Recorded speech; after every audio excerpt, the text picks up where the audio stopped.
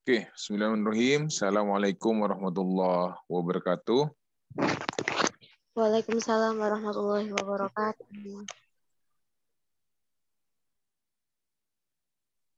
Ya, Waalaikumsalam warahmatullahi wabarakatuh. selamat pagi dan salam sejahtera untuk kita semua. Om Swastiastu, Namo Buddhaya, dan salam kebajikan. Mbak, Mas, materi kita pada pagi hari ini adalah mengenai integrasi nasional. Ya, oke. Ya.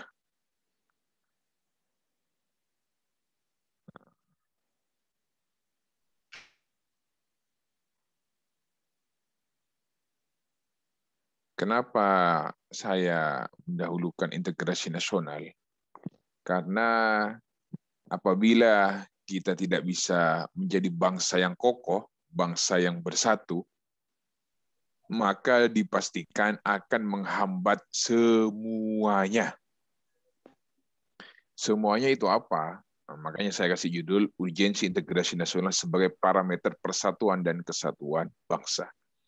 Jadi penyatuan itu penting sekali karena kita terdiri dari berbagai macam agama, berbagai macam suku bangsa, berbagai macam budaya. Nanti kalau ini tidak bisa disatukan, saya khawatir akan terjadi disintegrasi bangsa. Sudah banyak selama ini contoh-contoh yang nyata terjadi. Misalnya peristiwa GAM di Aceh, atau organisasi Papua Merdeka OPM di Papua sana. Ini adalah salah satu bentuk yang bisa merusak integrasi nasional. Makanya saya katakan disintegrasi ini berbahaya sekali dan fatal akibatnya terhadap persatuan dan kesatuan bangsa. Ya. Nah, kalau misalnya saya ilustrasikan, kira-kira ya begini, kalau misalnya melihat bagaimana parameter integrasi nasional itu. Ya, ada Batak, Manado, Jawa, Papua, Ambon, misalnya, tapi mereka tetap satu Indonesia. Ya, berbagai macam daerahnya, mau Torang, mau Sigi, kalau Jawa kan Siki, mau One Indonesia, mau kita Sadaba, terserahlah. Yang penting kita satu Indonesia. Ini penting sekali, ya. Seperti kita ketahui, unsur keragaman dalam masyarakat itu sangat beraneka ragam dan banyak sekali. Untuk itu, maka minimal saya menemukan ada berbagai macam unsur keragaman dalam masyarakat. Kita mulai dari suku, bangsa, dan ras. Ya kan? Kita punya suku, bangsa, dan ras yang beraneka ragam. Bahkan kalau kita misalnya membaginya suku bangsa, yang terkenal itu kan cuma Jawa, Madura, Batak. Masih banyak lagi suku bangsa yang belum kita ketahui karena saking luasnya negara Indonesia kita ini. Ya, ras Melayu, ras Negro, ras kulit putih, dan lain-lainnya. Sedangkan kita ini kan masuk ras Melayu. Ya, jadi suku bangsa dan ras kita itu beraneka ragam. Ini kalau misalnya tidak diikat dalam integrasi nasional, saya khawatir maka ini akan terjadi perpecahan. Yang kedua, agama dan keyakinan. Yang diakui pemerintah 6. Islam, Kristen Protestan, Kristen Katolik, Hindu, Buddha, tambah satu lagi Konghucu. Ini agamanya. Keyakinannya jangan ditanya. Ya, jangan ditanya. Banyak, ada Hindu Kaharingan, ada Sabto Dharma. Kemarin ada mahasiswa saya melakukan penelitian skripsi keyakinan Sabto Dharma pasca putusan Mahkamah Konstitusi di daerah Pujon, Kabupaten Malang sana, ya, karena di sana pusatnya kepercayaan atau keyakinan Sabto Dharma. Maka di kolom KTP itu berdasarkan putusan Mahkamah Konstitusi harus dicantumkan agama keyakinan. Kalau dulu kan ya harus punya agama. Kalau misalnya agamanya keyakinan, ya pura-pura Islam sehingga disebut Islam KTP, atau pura-pura Kristen, ya Kristen KTP kan gitu. Ya. Ideologi dan politiknya. Nah, ini juga kita beraneka ragam. Nah, cuma ideologi nasionalnya kita satu, yaitu Pancasila. Sedangkan daerahnya terserah. Ya. Nah, yang penting jangan ideologi yang dilarang oleh pemerintah. Ini yang penting. Ya. Kalau yang dilarang itu, maka mau tidak mau ya harus diberikan penyadaran bahwa kita satu ideologi Pancasila. Ya. Kalau untuk konteks Indonesia. Tapi kalau untuk masyarakat internasional, ya ideologinya ada kapitalis, ada liberalis, ada sosialis, dan lain-lain. Tapi kalau untuk Indonesia, satu ideologi Pancasila. Bagaimana dengan politiknya? Wah, ya, politiknya juga beraneka ragam. Tata krama, nah, ya, jangan nggak usah jauh-jauh, di Madura saja satu suku tata kramanya berbeda.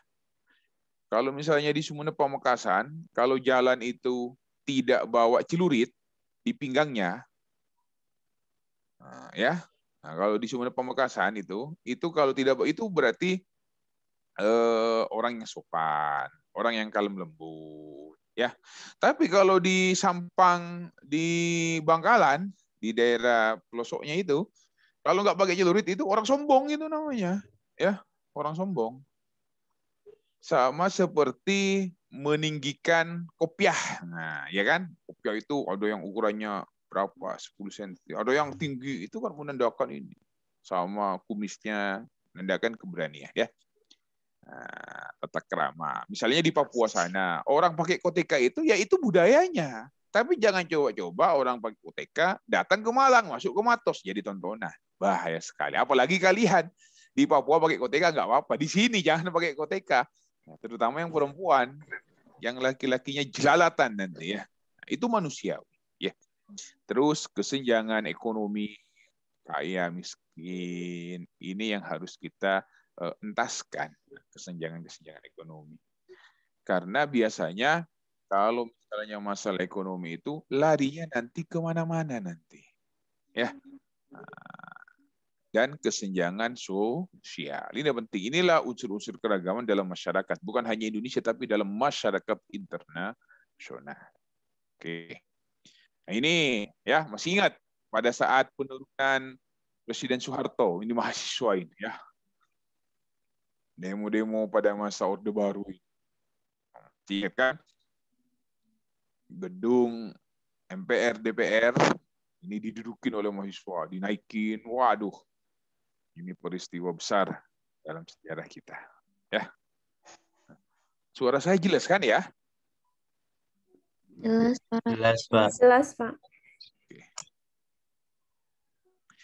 Nah, ini salah satu contoh demo. Nah, ini juga akan berakibat pada proses integrasi kita nanti. Ya. Nah, ini demo kekinian ini. Yang kemarin-kemarin ini mahasiswa ini biasanya ini. Ya. Saya mau ibu bapak saya aman. Nah, NKRI, wewenang KPK tidak boleh didiskon. Nah, ini biasanya kita ini, ya. Nah, ada yang viral itu, demo-demonya itu, ya. Nah, misalnya kayak kemarin pengesahan Undang-Undang Cipta Kerja. Ada ya orang yang mengaku istri simpanan DPR misalnya. Kalau misalnya Undang-Undang Cipta Kerja disahkan, maka para simpanan istri anggota DPR akan melakukan demo. Biar nanti kehidupan rumah tangganya oleh istri yang sah maksudnya nanti kacau katanya, biasanya begitu, ya, dan lain-lain sebagainya. Ini biasanya demo kekinian, ya, pakai tulisan NKRI harga mati tidak boleh didiskon, KPK, wah banyak, ya, ini demo-demo kekinian. Perlu diketahui, saya tidak melarang kalian untuk turun jalanan, untuk demo, saya tidak melarang, tapi tolong jaga perilakunya. Jangan merusak fasilitas umum. Misalnya kayak kembang bunga, jalan, kantor. Kayak kemarin itu. Di gedung DPRD Kota Malang dihancurkan. Kamu tahu nggak yang rugi itu siapa? Yang rugi kita, rakyat itu. Karena itu dibangun berdasarkan uang rakyat dari pajak dan lain-lain. Ya, memperbaiki pakai uang rakyat juga. Rakyat yang merusak, ini benar ini dari rakyat oleh rakyat untuk rakyat memang. Ya, tapi tidak bisa dirusak seperti itu. Karena demo yang anarkis adalah salah satu aksi atau perbuatan yang bisa memicu kepada perkelahian, bentrokan, dan akan merusak integritas bangsa dan negara. Itu penting yang perlu dicamkan. Ya. Sekali lagi, saya tidak melarang demo. Tapi kalau mau demo itu, demo yang intelek dan beradab. Nah, ya. Nah, ini penting. Ini mahasiswa. Ya mungkin kalian masih semester 1, semester 2. Tapi kalau sudah semester 5, semester 6, sudah banyak materi perkuliahan yang sudah diserap, sudah ikut kakak kelas kalian, maka kalian suatu saat yang akan jadi pemimpin adik-adik kelas kalian. Kita demo, kita aksi ini, wah, dan lain-lain. Ya. Cuma sekarang ada demo-demo kekinian. Apa? Viral lewat Twitter misalnya, turunkan SPP, UIN Malang tidak konsisten dan lain-lain. Nah, apa itu kata saya? Ya, demo tagar, mengingat lupa UIN Malang karena tidak menurunkan SPP dan lain-lain. Sesuatu itu ada mekanismenya, ada prosesnya. Kamu tahu nggak kalau misalnya UIN Malang dijelek-jelekkan dan itu viral, yang rugi itu kalian sendiri juga ikut dampaknya. Karena institusi kita itu adalah milik bersama. Miliknya mahasiswa, miliknya dosen, miliknya karyawan. Milik bersama, keluarga besar. Makanya dikatakan civitas akademika. Kalau kalian merusak dan mencorengnya, maka secara langsung kalian mencoreng muka kalian sendiri. Kalau misalnya ada kebijakan yang kurang pas yang dilakukan oleh pimpinan, cobalah kita bangun dengan menggunakan dialog. Nah, itu penting sekali. Dialog itu adalah untuk menyelesaikan permasalahan. Kira-kira problemnya apa? Ya kan? Nah, apa problemnya? Baru kita minta solusinya seperti apa, ya. Nah, yang miskin, yang benar-benar miskin itu harus dikasih beasiswa misalnya. Yang kaya ya memang harus dinaikkan. Apakah semua mahasiswa jujur? Saya tidak yakin semuanya jujur. Meskipun kaya, rumahnya yang difoto bukan rumah aslinya, melainkan rumah neneknya yang sudah piawat misalnya, sehingga SPP-nya murah. Ada banyak kayak gitu. Ya, apakah kalian sudah jujur? Tanya pada diri kalian sendiri. Nah, misalnya seperti itu. Ya, nah, oke. Masyarakat yang terintegrasi dengan baik, mereka merupakan harapan negara di masa depan. Nah, ini ya. Ini saya contohkan. Ini baju, ini adalah gambar seorang anak laki-laki dan perempuan yang menggunakan beraneka ragam pakaian adat daerah, ya. Nah, kalau misalnya bersatu seperti ini, kita kan melihatnya senang, ya. Harapan bangsa di masa yang akan datang ini akan lebih maju daripada yang sekarang. Ini kan sebuah harapan, sebuah cita-cita, ya. Kalau misalnya ada seseorang menanyakan kepada kalian, cita-cita kalian jadi apa? Namanya cita-cita. Kalau bisa setinggi mungkin. Kalau misalnya tidak tercapai, ya minimal turunnya sedikit. Contoh, cita-cita saya jadi presiden. Tidak jadi presiden, ya minimal jadi menteri. Kan gitu, lumayan kan. Kalau ditanya, cita-cita harapanmu itu jadi apa? Mau jadi satpam. Waduh, kalau misalnya turun jadi satpam, jadi apa nanti? Nah, kan repot ya. Jadi gubernur, kalau enggak jadi bupati. Kan lumayan. Nah, ya, makanya. Demikian juga terhadap harapan masyarakat kita ke depan. Anak ini harus kita lindungi karena dia adalah generasi penerus perjuangan bangsa di masa yang akan datang. Remaja juga. Kayak kalian ini. Kalian ini aset bangsa. Nanti kalianlah yang akan meneruskan perjuangan bangsa ini. Marilah kita isi kemerdekaan dengan pembangunan. Ya, oke. Apa itu integrasi? Ya, yang pertama, integrasi itu berasal dari bahasa Latin yaitu integrate, yang artinya memberi tempat bagi satu unsur demi suatu keseluruhan. ruha, ya. Nah, artinya kalau bahasa gampangnya itu penyatuan gitu loh. Ya. Sedangkan kata nasional, ya nation, ya nasional, ya bangsa, ya kebangsaan atau bersifat bangsa sendiri. Jadi integritas nasional itu penyatuan semua unsur yang ada dalam suatu bangsa, ya. Nah, nanti minggu depan saya akan jelaskan mengenai multicultural dan pluralisme. Jadi integrasi nasional adalah pembentukan suatu identitas nasional dan penyatuan berbagai kelompok sosial dan budaya ke dalam suatu kesatuan wilayah. Jadi penyatuan. Nah, ini yang penting. Ya, nah, penyatuan ini. Makanya jangan rusak yang kita bersatu ini dari hal-hal yang negatif. Itu pentingnya. Ya, penyatuan ini harus kita jaga.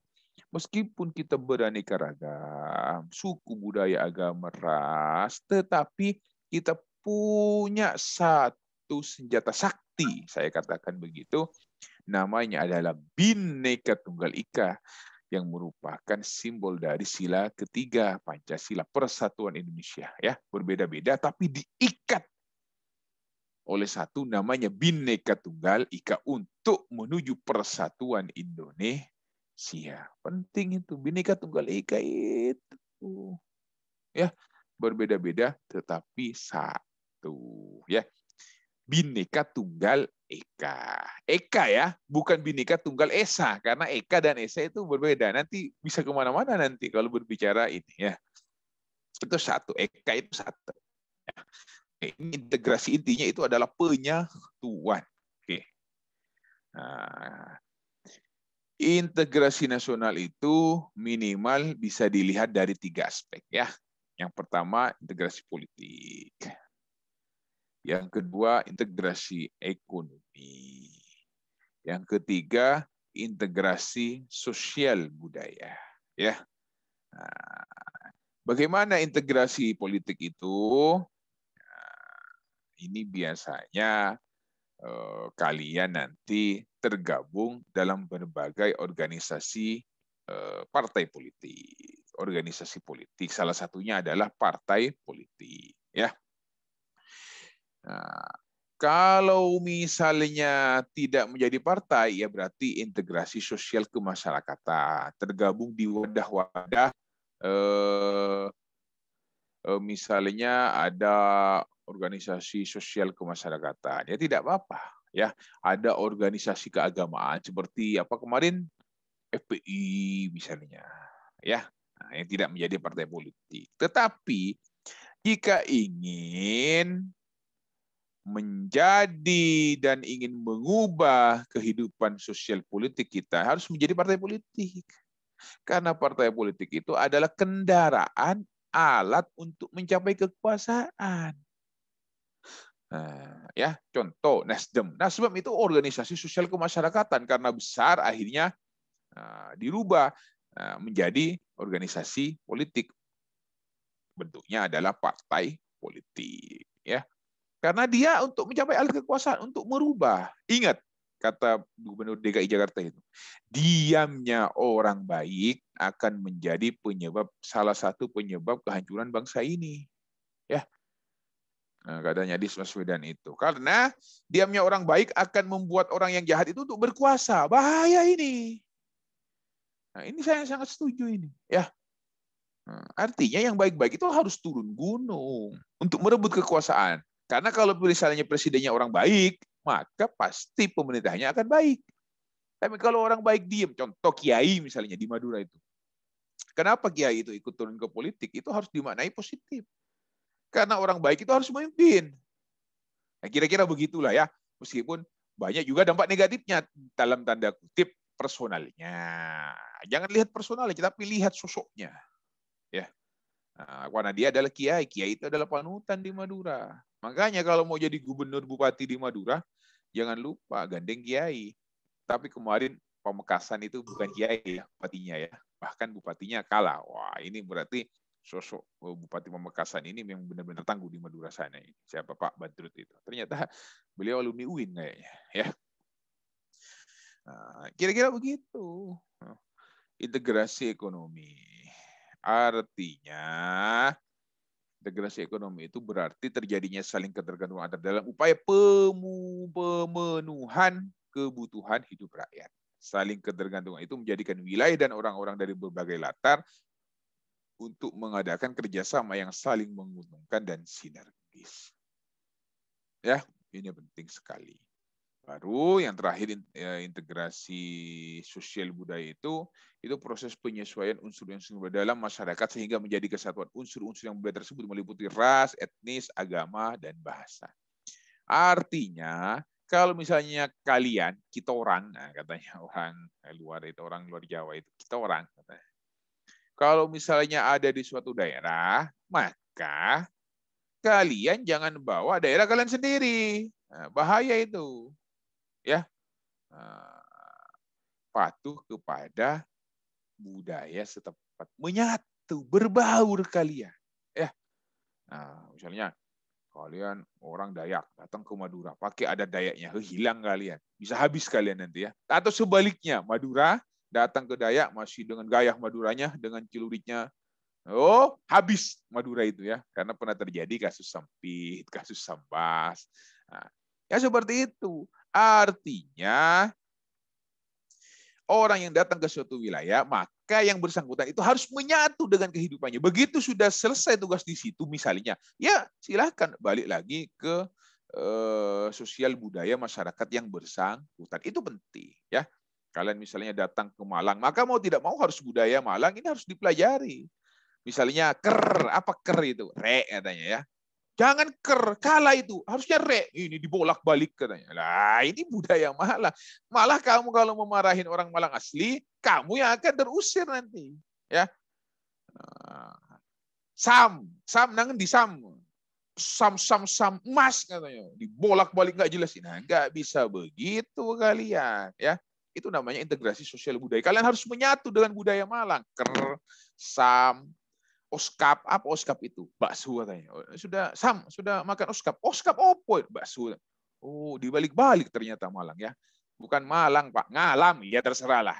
Tapi kita harus menerima itu. Itu maksudnya ya. Itu namanya integrasi sosiologi, sosial budaya. Ya, kira-kira seperti itu. Ya. Misalnya saya datang ke rumah kalian nanti, di mana misalnya di Aceh, ya saya harus hormat dan patuh pada budaya Aceh. Itulah namanya integrasi. Jangan bawa saya orang Madura nenteng celurit kanan kiri, waduh bisa terusir dari masyarakat Aceh. Contoh-contohnya seperti itu kira-kira ya. Ya, ini sumber historis sosiologis politik tentang integrasi nasional ya.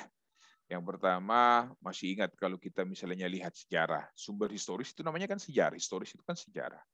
Masih ingat model integrasi Imperium Mojopahit, integrasi kolonial, integrasi nasional, ya. Nah, masih ingat. Nah, misalnya yang Majapahit itu ya wilayah inti kerajaannya ada di Pulau Jawa dan Madura. Sedangkan bawahannya itu dipimpin oleh seorang gubernur dan adipati. Gubernur itu namanya Tumenggung. Adipati itu namanya ya bupati itu. Artinya secara tidak langsung presiden raja, gubernur Tumenggung, ya kan? Adipati, bupati. Nah, raja dibantu oleh seorang pati. Pati itu siapa? Pati itu adalah menteri. Nah, iya kan? Gitu caranya, nggak usah bingung kalian. Oh, cuma beda nama aja, tugas dan fungsinya sama. Kalau senopati, Pak, senopati itu angkatan perang. Nah, itu kalau siap mau perang, senopatinya andalanya. Kalau kita itu punya TNI, gitu loh. Nggak usah dibingungkan soal-soal. Jadi intinya sistem ketatanegaraan itu sama sebenarnya dengan sistem kerajaan pada masa kerajaan-kerajaan dulu. Cuma beda nama. Nah, fungsinya sama sebenarnya. Ya. Kalau Mahapati, Pak, Mahapati itu Pati menteri, Mahapati kan besar, berarti menteri besar, perdana menteri, gitu aja sudah, nggak usah bingung-bingung Ya. Nah, ini bagus karena kalau sudah orang bersatu itu kuat pasti. Contohnya lidi itu loh. Lidi kalau diambil satu-satu diputel itu ya ceret, diputel apa? Putel kan bahasa Madura, cek gitu. Lidi patah nanti ya kalau diminggukan. Tapi kalau lidi bersatu lidinya ya sulit. Itu salah satu simbolnya. Ya. Nah, itu model integrasi ya. Bagaimana integrasi kolonial? Jadi kenapa kita tidak bisa merdekanya lama sekali dijajah? Karena tidak integrasi pada masa kolonial. Ya, begitu pemerintah Hindia Belanda atau VOC dan kawan-kawannya itu, pokoknya saya menyebutnya Hindia Belanda atau orang-orang Belanda sana yang menjajah Indonesia karena yang paling lama ya. Sementara Inggris dan Jepang itu hanya sedikit 3,5 tahun. Inggris nggak nyampe 1 tahun, Jepang 3,5 tahun. Kalau Belanda ini 350 tahun, hampir 3,5 abad. Tetapi itu bukan hanya Hindia Belanda, tapi VOC juga. Ya semuanya pokoknya Belanda. VOC itu adalah himpunan dagang orang Belanda. Jadi bukan pemerintah Belanda, bukan. Baru pemerintah Hindia Belanda itu ya semenjak Dendels itu. Ya, pembangunan jalan itu baru pemerintah Hindia Belanda itu. Sebelumnya VOC. VOC itu bubar gara-gara korupsi. Ya, karena Hindia Belanda itu, karena dagang itu. Ya. Bagaimana model integrasi kolonial? Jadi mereka itu kalau misalnya sudah menjajah Indonesia, sudah menjajah Nusantara ini, mereka ya memang harus dijaga betul. Kalau misalnya ada pemberontakan langsung diatasin. Salahnya kita dulu adalah tidak bersatu secara nasional. Contoh, melakukan pemberontakan, bukan pemberontakan, perlawanan terhadap penjajah di Aceh, dipimpin oleh Cut Nyak misalnya. Habis di Aceh, baru muncul di Sumatera Barat, Tuanku Imam Bonjol. Ya, bukan Tuanku Imam Sukadi, bahaya nanti. Bisa diprotes sama masyarakat Sumbar, Sumatera Barat. Tuanku Imam Bonjol. Selesai Sultan Hasanuddin di Makassar. Selesai Pangeran Antasari di Majalengka. Karena bersifat kedaerahan intinya itu. Ya, coba seandainya langsung kompak, maka penjajah itu akan kewalahan juga. Nah, karena setiap daerah mengalami pemberontakan. Tapi tidak. Setelah Aceh ditumbangkan, baru ke Sumatera Barat. Setelah Sumatera Barat, baru ke Kalimantan Selatan, Kalimantan Kalsel. Nah, seperti itu, bersifat kedaerahan. Itu berarti tidak integrasi. Nah, baru yang terakhir, model integrasi nasional bangsa Indonesia. Ini yang penting ini. Kalau sudah bersatu, ikrar lewat Sumpah Pemuda, kita merdeka tahun 1945, kesadaran bangsa Indonesia. Nah, ini yang harus kita jaga. Integrasinya itu coba lihat di pembukaan Undang-Undang Dasar yang kita pelajari minggu kemarin. Ya, mencerdaskan kehidupan bangsa. Jadi bangsa ini harus dicerdaskan. Bagaimana salah satu mencerdaskan kehidupan bangsa? Ya ini, pembelajaran kuliah seperti ini adalah salah satu melaksanakan amanah pembukaan Undang-Undang Dasar. Mencerdaskan kehidupan bangsa. Mana mungkin bisa cerdas kalau kalian tidak belajar. Belajar itu sekolah, belajar sendiri, dan lain-lain. Ya pokoknya belajar. Salah satu mencerdaskan kehidupan bangsa. Ya kuliah ini, itu salah satunya. Itu penting. Makanya, masih ingat peristiwa 1945 pada saat tanggal 6 dan tanggal 9 Agustus, Hiroshima dan Nagasaki dibom oleh sekutu. Jepang kalang kabut, Jepang hancur. Apa yang dilakukan oleh Kaisar Jepang pada waktu itu? Setelah hancur. Yang dicari pertama itu bukan sisa militer yang ada. Bukan sisa kekayaan yang ada. Bukan sisa angkatan Jepang yang ada. Angkatan perang yang ada. Tetapi yang dicari pertama dan harus dikumpulkan itu adalah seorang guru. Tolong cari sisa berapa seorang guru yang masih hidup. Ya. Kenapa? Karena dengan pendidikan Jepang sudah maju sekarang, bahkan mengalahkan kita dalam hal teknologi, iptek, ilmu pengetahuan dan teknologi. Karena guru itu yang dicari. Tanggal 6, tanggal 9 mereka dibom atom hancur lebur. Tapi karena dengan sosok guru Masa sisa-sisa masyarakatnya diajarin biar pinter. Maju mereka, guru. Itu penting.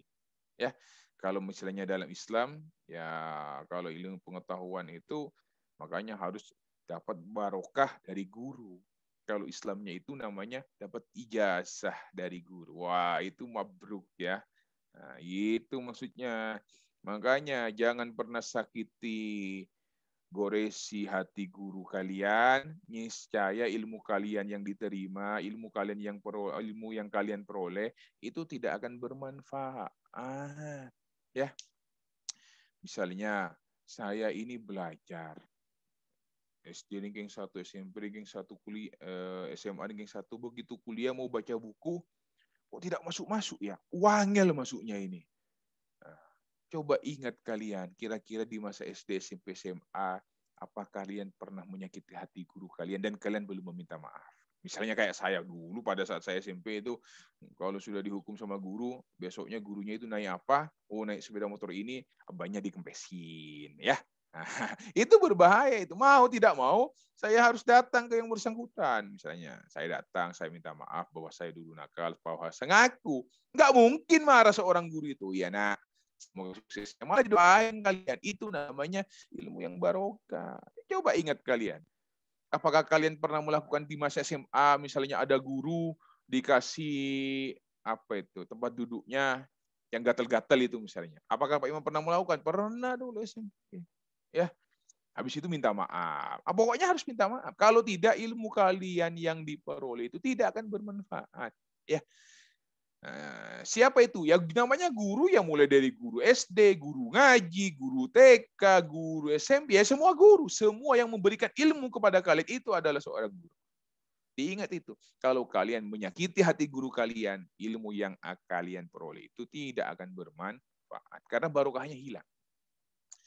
Ya, barokah itu yang utama, apalagi bagi seorang muslim. Itu penting itu. Ada seorang kiai besar, punya pondok pesantren besar, punya anak. Kenapa anaknya tidak dimondokkan di tempatnya sendiri? Kok malah disuruh keluar? Padahal sudah pondoknya besar. Karena yang pertama dicari itu bukan ilmunya. Ilmu itu sudah diajarin sama orang tuanya. Nah, ya, tapi yang dicari itu adalah barokahnya. Baru setelah itu ilmunya itu bermanfaat. Ya kira-kira begitulah. Ya. Apa saja faktor-faktor pembentuk integrasi nasional, integrasi nasional, ya. Kalau melihat gambar ini kan adem melihatnya itu loh. Alhamdulillah, bersatu, berbagai suku, agama, ras, dalam pakai budaya adat ini bersatu. Senang lihatnya persatuan itu, ya. Sama seperti melihat harmonisnya orang tua kita, harmonisnya keluarga kita. Itu senang. Karena sudah integrasi, bersatu. Ya. Kalau misalnya bapak ibu kita tengkar tiap hari, saudaranya bapak, saudaranya ibu kita tengkar setiap hari, apakah kita sebagai anaknya, sebagai cucunya senang melihatnya? Tidak akan senang. Ya, tidak akan senang kecuali orang jahat. Kalau misalnya orang baik-baik itu pasti senang. Wah, iya, ada melihatnya, keluarga besar harmonis. Ya. Tapi kalau misalnya sudah berantem nggak karu-karuan, tengkar nggak, rebutan warisan, rebutan ini, aduh, nggak seneng. Nah, sama seperti kita ini, ya makanya integrasi nasional itu harus kita jaga. Bagaimana faktor-faktornya? Rasa senasib seperjuangan. Sama-sama dijajah gitu loh. Makanya kita harus bersatu, kita harus bangun. Akhirnya jadilah bangsa Indonesia lewat Sumpah Pemuda. Setelah itu 1945 jadilah negara Indonesia. Ya. Harus dimaknai ideologi Pancasila itu, bahwa ideologi Pancasila nilai-nilainya adalah mewujudkan integrasi nasional. Setelah rasa senasib seperjuangan, nah, maka ideologi nasional kita Pancasila ini harus masuk ke dalam diri kita. Ya. Nah,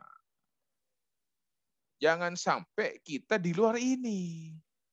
Lupa, apakah ideologi nasional sama dengan ideologi Islam? Sama, saya katakan. Karena pembahasan mengenai Islam, negara, dan Pancasila itu sudah selesai. Kalau kalian lihat buku-buku karyanya Kiai Haji Hashim Asy'ari bagi yang NU, Kiai Haji Ahmad Dahlan bagi yang Muhammadiyah, sudah selaras. Ya, membela negara adalah sebagian dari membela agama. Hubbul waton minal iman. Kan gitu ya. Kalau saya Muhammadiyah itu sang surya katanya. Sama.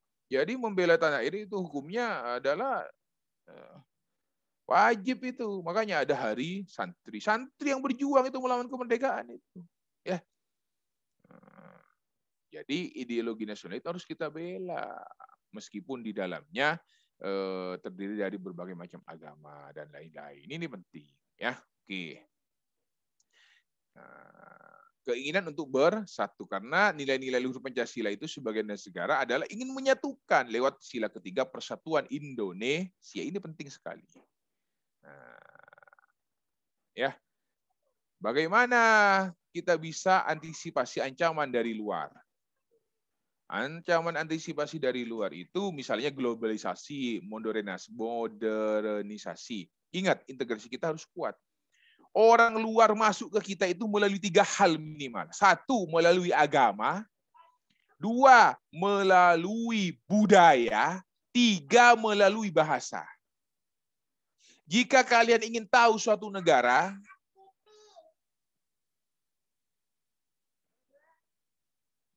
kedengaran anak saya.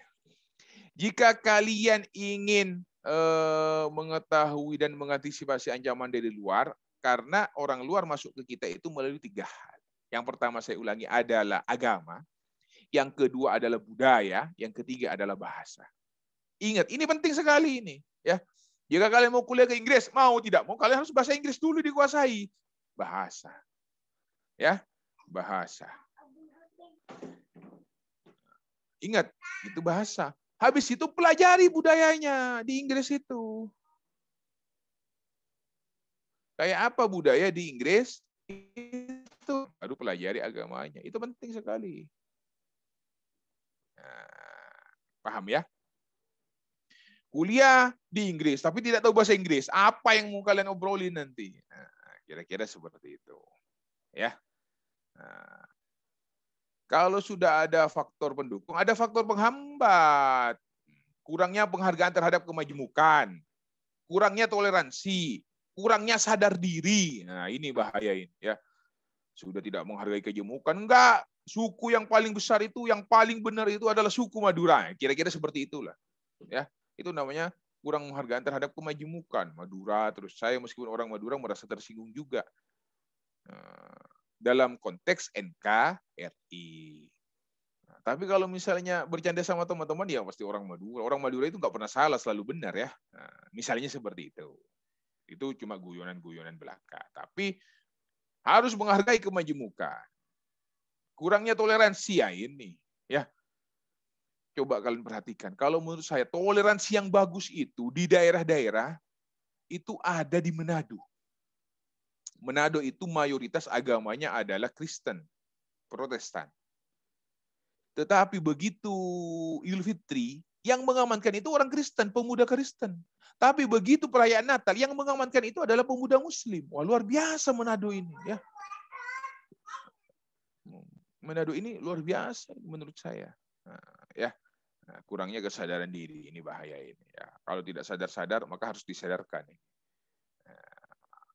Ada pertanyaan, Pak, apakah misalnya mendirikan agama seperti Ahmadiyah, Syiah, kenapa sih ditolak? Itu kan Islam juga katanya. Kenapa dikatakan penodaan terhadap agama, aliran agama terlarang lah? Ingat, yang dilarang itu karena membawa nama Islam gitu loh. Seandainya mereka agama baru tidak membawa Islam, maka ya bisa diterima di masyarakat. Untuk diakui negara belum tentu karena ada prosesnya. Karena yang diakui negara itu ada 6 secara resmi. Ya. Nah, seandainya Ahmadiyah itu tidak membawa nama Islam, ya sudah. Nah, Syiah karena kita alirannya adalah aliran Sunni, gitu loh. Kalau mau Syiah ya hidup aja di Iran misalnya, pasti diterima kalian. Nah, makanya harus menghargai budaya setempat itu penting, ya. Nah, potensi konflik masyarakat Indonesia. Masih ingat krisis pemerintahan nasional 98, demo, kegagalan lembaga-lembaga menengahi konflik Papua, konflik enggak, pembatasan partisipasi politik warga di daerah, ketidakadilan distribusi sumber ekonomi nasional, rezim yang serius terhadap tuntutan warga, ya. Ini potensi konflik yang ada di masyarakat dan harus kita minimalisin, ya. Kalau misalnya kalian punya teman Papua, coba tanya. Kenapa GAM itu ingin merdeka? Kenapa ingin tidak lepas dari Indonesia? Kenapa ingin lepas dari Indonesia? Tanya ke orang-orang Papua. Saya juga pernah nanya sudah.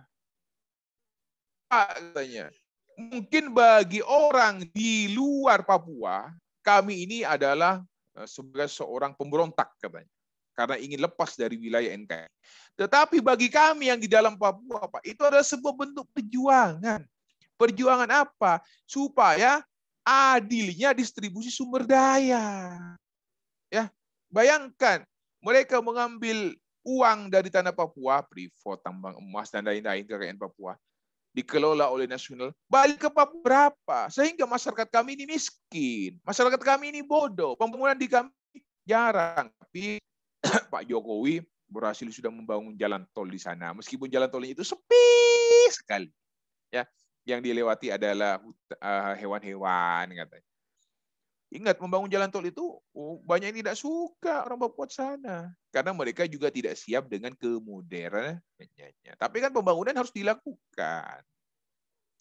Konflik-konflik semacam ini harus dihindari. Artinya penyadaran. Itu pentingnya. Ya. Nah, ini dinamikanya ya. Masih ingat tanggal 15 Agustus 2005 melalui MOU kita damai dengan GAM ya.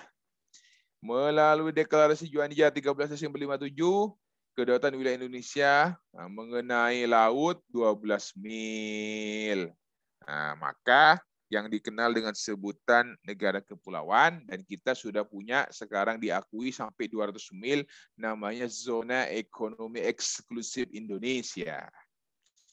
Nah, ini integrasi wilayah. Integrasi nilainya, pengalaman-pengalamannya sebagai nilai integratif terus dilakukan misalnya melalui kegiatan pendidikan Pancasila dengan mata kuliah di perguruan tinggi dan mata pelajaran di sekolah. Jadi Pancasila ini ada mata kuliah wajib yang diajarkan SD, SMP, SMA, bahkan di perguruan tinggi. Ya, dalam rangka membumikan Pancasila. Nah, dulu itu namanya PMP, Pendidikan Moral Pancasila, ganti PPKN kalau nggak keliru ya. Sekarang di perguruan tinggi ini juga banyak namanya. Ada Pancasila dan Kewarganegaraan. Tetapi untuk angkatan baru dipecah, Pancasila sendiri, kewarganegaraan sendiri. Artinya biar fokus. Pancasilanya sudah dipelajari pada semester 1, maka implementasinya kewarganegaraannya yang di semester 2. Iya, ya. Nah, dinamika integrasi elit massa. Misalnya kunjungan ke daerah, temu kader PKK, kotak pos presiden, ya. Nah, dinamika integrasi tingkah laku, integrasi dilakukan dengan pembentukan lembaga-lembaga politik dan pemerintahan termasuk birokrasi dan lain-lain. Ya, alangkah indahnya kalau kita ini bersatu. Nah, ini penutup dari saya. Mungkin ada yang mau ditanyakan, saya persilahkan.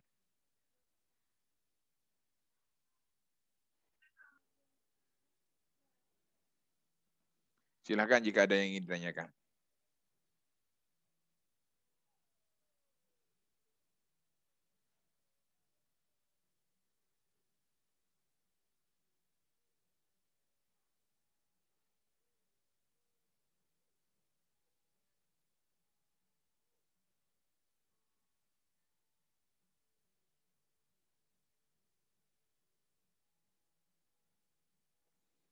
Kalau ada yang mau ditanyakan, saya persilahkan.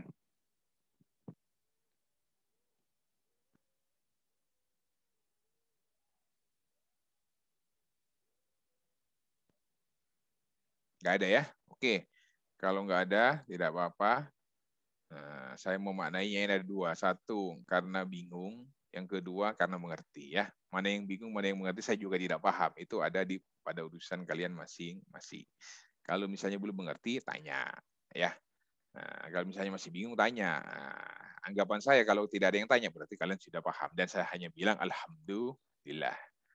Nah, terima kasih. Kita jumpa minggu depan. Wabillahi taufiq wal hidayah.